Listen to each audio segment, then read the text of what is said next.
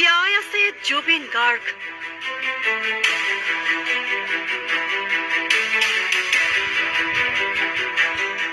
ৰৈ ৰৈ বিনালেৰ মুক্তিৰ দিনাহে অসম পাবহি জুবিন।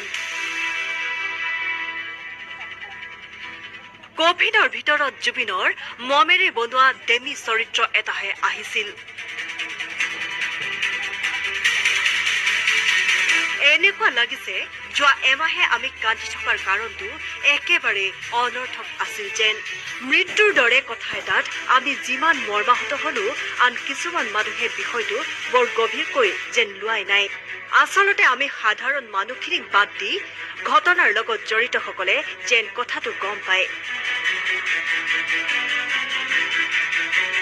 এখন চিনেমাৰ প্ৰমোচনৰ বাবেহে যেন এই গোটেই নাটকখন কৰি আছে।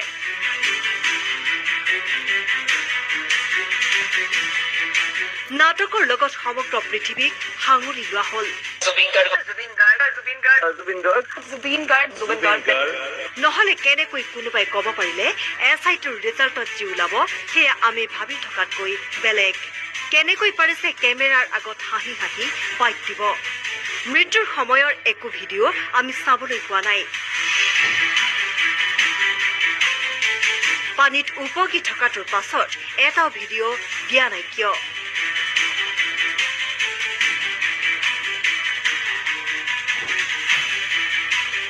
শেষত যদি গম পাওঁ কভিডৰ ভিতৰত জুবিনৰ মমেৰে বনোৱা ডেমি চৰিত্ৰ এটাহে আহিছিল, আচল জীৱন্ত জুবিন ৰৈ ৰৈ বিনালেৰ মুক্তিৰ দিনাহে অসম পাবহি, তেতিয়া আমি কি কৰিম? জুবিনৰ মৃত্যুৰ কথাটো আপুনি এতিয়াও মনৰ পৰা মানি লৈছেনে? হয়তো প্ৰত্যেক অনুৰাগীয়ে এই কথা কেতিয়াও মানি ল'ব পৰা নাই যে জুবিন গাৰ্গ নামৰ মহান সত্তাটোৱে সঁচাই আমাৰ মাজৰ পৰা বিদায় মাগিলে। ছিংগাপুৰত জুবিনৰ ৰহস্যজনক মৃত্যুৰ পিছত এতিয়া উদঘাটন হোৱা নাই জুবিনৰ মৃত্যুৰ ৰহস্যৰ কাৰণ। কিন্তু বৃহস্পতিবাৰে জুবিনৰ সপোনৰ ছবি ৰৈ ৰৈ বিনালেৰ ট্ৰেইলাৰ মুকলি হোৱাৰ পিছতেই বহু অনুৰাগীৰ মনত এতিয়া এটাই ধাৰণা যে মৃত্যু হোৱা নাই জুবিন গাৰ্গৰ।